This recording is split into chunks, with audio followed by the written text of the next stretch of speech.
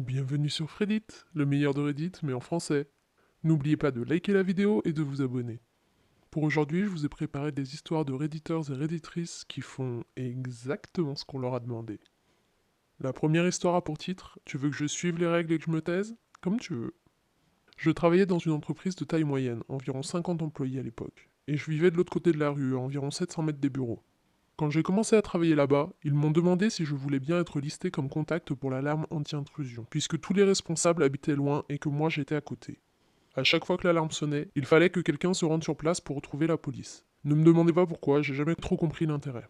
À l'époque, j'étais jeune et naïf. Je finissais tout juste mes études, je voulais faire bonne impression et je me suis dit que je leur donnerais un coup de main, ça me dérangeait pas. La règle en interne était que lorsqu'une personne déclenchait l'alarme par erreur, il fallait qu'elle prévienne les personnes sur la liste de contacts pour l'alarme, pour qu'elles sachent que c'était une fausse alarme. Au début, ça fonctionnait plutôt bien. Je recevais des fausses alarmes quelques fois par an, mais elles étaient toujours suivies d'un appel de l'employé fautif qui s'excusait à plat de couture. Donc je disais juste à l'entreprise de sécurité d'ignorer l'alerte et c'est tout. Puis l'entreprise a commencé à grandir, et on a eu de plus en plus de fausses alarmes.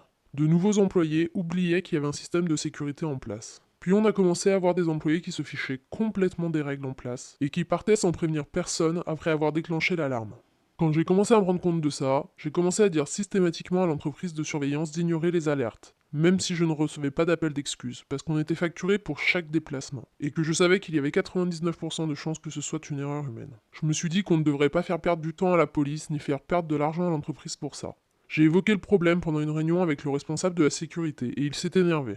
Il m'a dit qu'on ne pouvait absolument pas ignorer une alerte. Imagine si quelqu'un entre par effraction alors qu'il y a encore des employés dans les locaux. Il serait en danger. J'ai dit ok, pas de souci, mais il faut qu'on fasse une formation à tous les employés sur la marche à suivre lors du déclenchement de l'alarme, où on va avoir un tas de déplacements de police pour fausse alarme. Le chef de la sécurité a insisté qu'il n'y avait aucun problème et que le système actuel fonctionnait parfaitement. Donc j'ai fait exactement ce qu'il m'a dit. À chaque fois que je recevais une alerte sans appel d'un employé, je suivais les règles et je faisais intervenir la police. Il y a eu 2 ou 3 interventions pour rien, et à chaque fois l'entreprise était facturée pour le déplacement. L'appel suivant, j'envoie la police. Et juste quand ils arrivent, ils voient un véhicule en train de partir, donc ils le poursuivent. L'employé qui avait déclenché l'alarme? Ouais, le directeur de l'entreprise.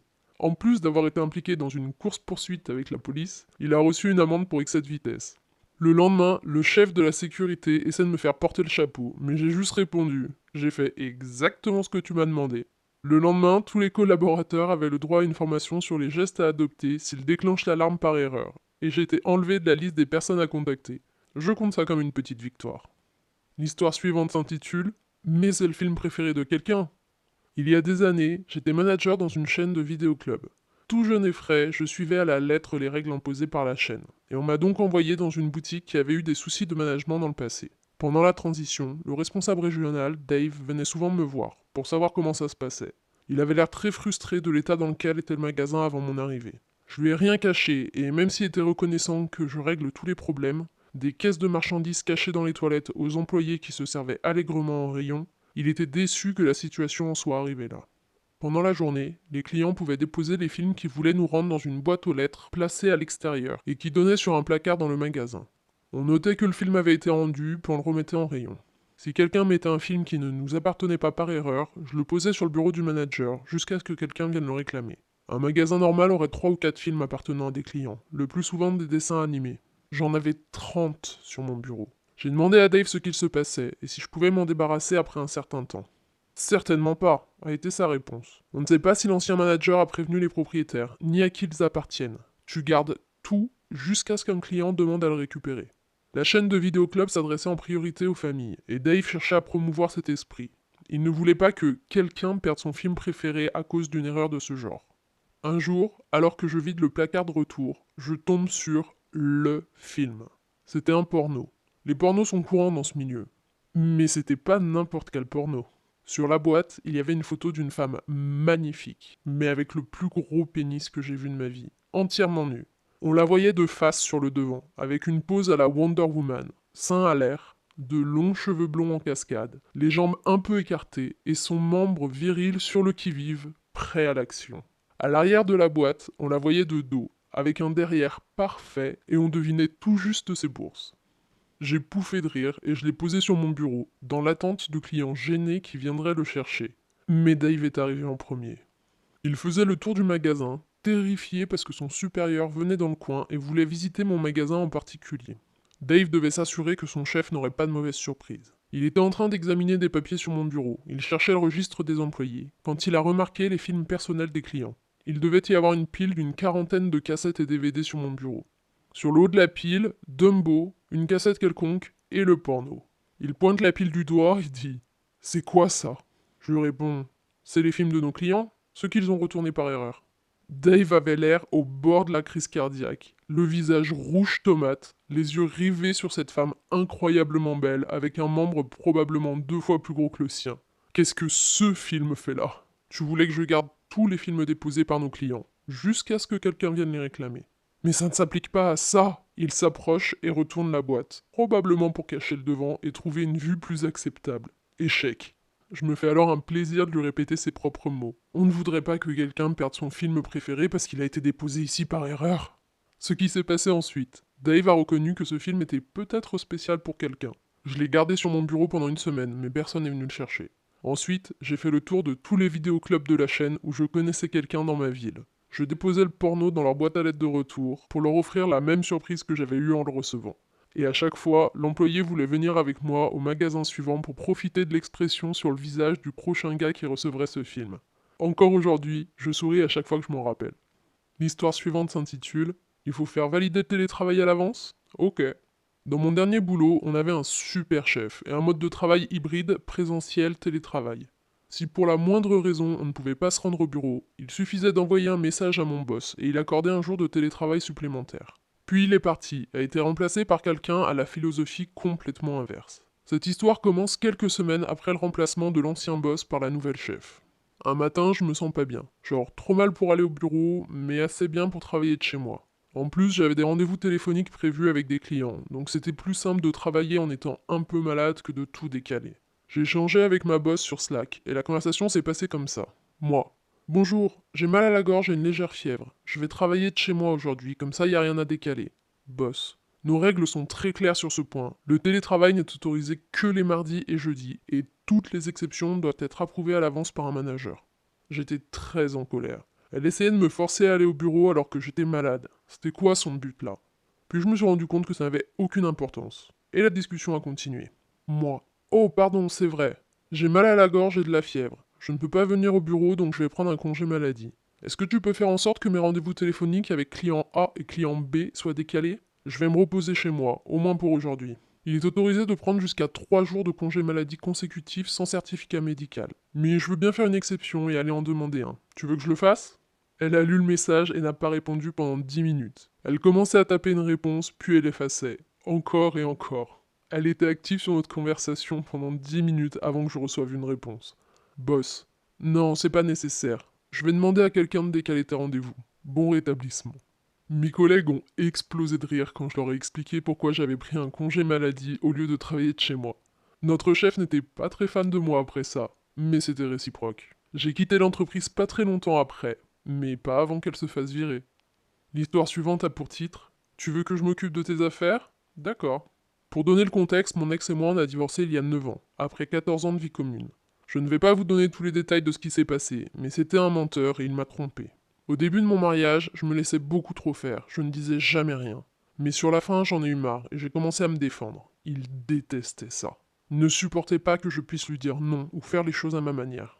Notre histoire commence environ 1 mois après notre séparation. Il habitait dans son nouveau logement et moi dans la maison qu'on avait partagée avec nos fils. Mais il y avait encore beaucoup de ses affaires chez moi. Des affaires dont je ne voulais pas, même si j'en avais payé une bonne partie. Mais des affaires que je savais que lui voulait. Il m'a enfin contacté pour exiger, pas demander, exiger, que je lui envoie ses affaires. Balance tout dans un carton et envoie-les-moi. Les mots exacts qui sont sortis de sa bouche. En sachant qu'on habitait à 16 bornes l'un de l'autre, il aurait pu clairement venir le faire lui-même. Mais il ne voulait pas venir parce qu'il ne voulait pas me voir. Une grande partie de ses possessions étaient des objets de collection. Je donnerai pas plus de détails, mais ils étaient plutôt fragiles et assez chers. Donc j'ai fait ce qu'il a demandé. Ah non, pardon, ce qu'il a exigé. J'ai tout balancé dans des cartons. Pour les objets qui avaient beaucoup de valeur, j'ai pris le temps de les emballer correctement, uniquement parce que je pensais que mes fils aimeraient peut-être les avoir un jour. Mais pour tous les trucs que mon ex voulait vraiment récupérer, je n'ai pris aucune précaution. J'ai juste tout mis dans un carton. J'ai quand même pris le temps de tout vérifier, et même si j'ai tout mis pêle-mêle, je n'ai rien abîmé pendant cette étape. J'ai même pris des photos pour prouver que tout était en état. Une fois que les cartons étaient prêts, je lui ai dit de venir les chercher ou d'envoyer quelqu'un. Il a demandé à quelqu'un de s'en occuper. J'étais pas chez moi quand cette personne est venue chercher les cartons, mais mes fils et ma sœur étaient sur place. Ils ne savaient pas comment j'avais emballé les affaires de mon ex. Ils ont juste montré où étaient les cartons. Ils m'ont dit plus tard que le gars avait littéralement lancé les cartons à l'arrière de son pick-up avant de redémarrer. Plus tard dans la journée, je reçois un appel de mon ex. Il me hurle dessus et me traite de tous les noms parce que j'ai détruit ses affaires. Je lui ai simplement répondu que tout était en bon état quand j'ai fermé les cartons et que j'avais des preuves. J'ai aussi ajouté que la prochaine fois, il pourrait peut-être faire un effort pour être plus sympa avec moi quand il exige quelque chose. Avant de lui rappeler qu'il m'a simplement dit de tout balancer dans des cartons, sans préciser qu'il voulait que j'emballe quoi que ce soit.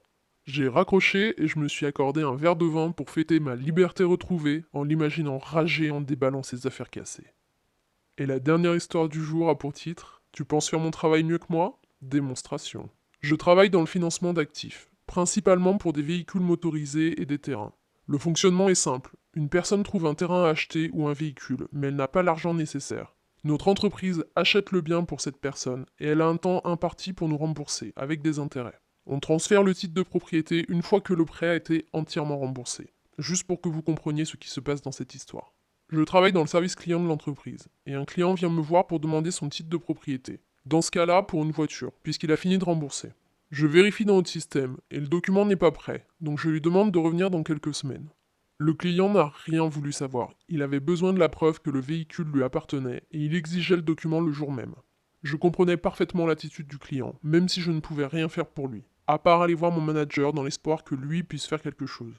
Je suis allé dans son bureau et je lui ai fait un résumé de la situation. Il m'a répondu que j'étais une fainéante parce que je ne pouvais pas gérer un cas aussi simple, et que je lui demande toujours de l'aide sur des cas que je pourrais gérer moi-même si je mettais du mien. Et tout ça de la part d'un gars qui ne répond pas à son téléphone pro pendant les heures de boulot et passe le plus clair de son temps sur YouTube et TikTok. Il s'énerve aussi à chaque fois qu'on s'approche de son bureau, en particulier si c'est pour lui parler boulot. Il m'a dit de faire entrer le client et d'observer comme c'était facile de gérer ce genre de problème. Finalement, le client était un peu plus dur à gérer que ce qu'il pensait, et il s'est mis à hurler sur mon manager à l'instant où je l'ai fait rentrer dans le bureau. Mon chef a commencé à réciter son C'est pas nous, c'est le gouvernement qui prend du temps, il faut être patient. J'assistais à la scène et je pensais que ça pouvait pas être plus agréable à regarder. C'est là que le client se lève, gifle le manager et jette toutes les affaires qui sont sur son bureau par terre. D'autres employés ont entendu ce qui se passait et les agents de sécurité ont escorté le client vers la sortie. Je n'oublierai jamais le regard que m'a lancé le manager à ce moment-là. Il ne me parle presque jamais maintenant, mais il gère mes demandes plus rapidement et plus efficacement. J'ai toujours un énorme sourire sur le visage quand je me remémore cette scène. Alors je suis plutôt du genre pacifiste, mais je comprends que OP ait pris un malin plaisir à assister à cette scène. C'est tout pour aujourd'hui, n'oubliez pas de vous abonner et d'activer les notifications pour être prévenu de toutes les nouvelles vidéos Fredit.